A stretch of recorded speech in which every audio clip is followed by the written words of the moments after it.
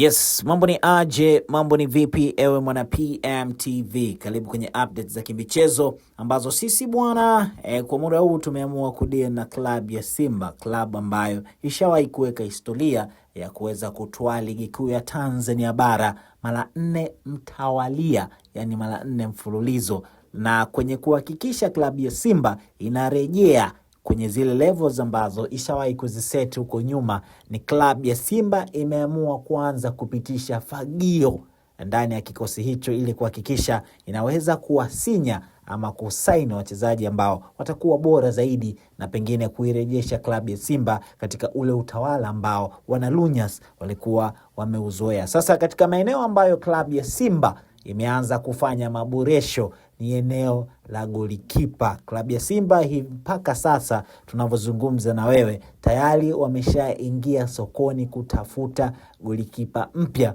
ambao wao wanaamini atakuwa bora zaidi na pengine kuisaidia klabu hiyo kufanya makubwa zaidi kwenye ligi kuu ya Tanzania bara, lakini pia hata kwenye ile michuano ya kimataifa. Sasa tunafahamu kwamba Simba ilikuwa na golikipa Musa Kamara Ping ambaye alipata majeraha na hivyo kuweza kuondolewa kwenye system, lakini pia wakamsajili Jibri Tanji Kasali ambaye mpaka sasa inaonekana bado hajakuwa na ushawishi mkubwa kwa baadhi ya viongozi, lakini pia hata benchi la ufundi, na ndio maana klabu ya Simba imeingia sokoni kuhakikisha inapata golikipa mpya wa kimataifa ambaye pengine atafanya vizuri kuliko hao. Sasa kuna majina mengi yamekuwa yakitajwa kuhusishwa na klabu hiyo, tusubiri na kuona ni nani ataingia ndani ya klabu ya Simba kuweza kuchukua nafasi ya Kasali, lakini pia Musa Kamara Ping ambaye amekuwa nje kwa muda mrefu kutokana na majeraha. Ni nani ambaye ungetamani kumuona akivalia uzi wa klabu ya Simba kwenye eneo la golikipa?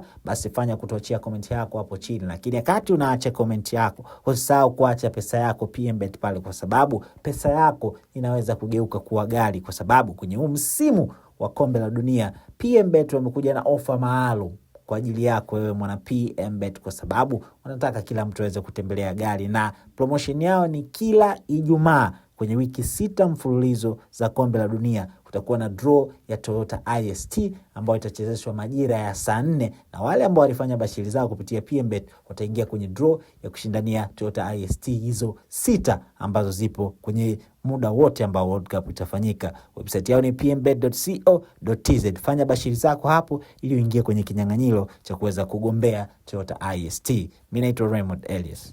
Aviator, rusha ndege, ushinde. Wapi utatua? Uamuzi ni wako. Aviator inapatikana kupitia pmbet.co.tz.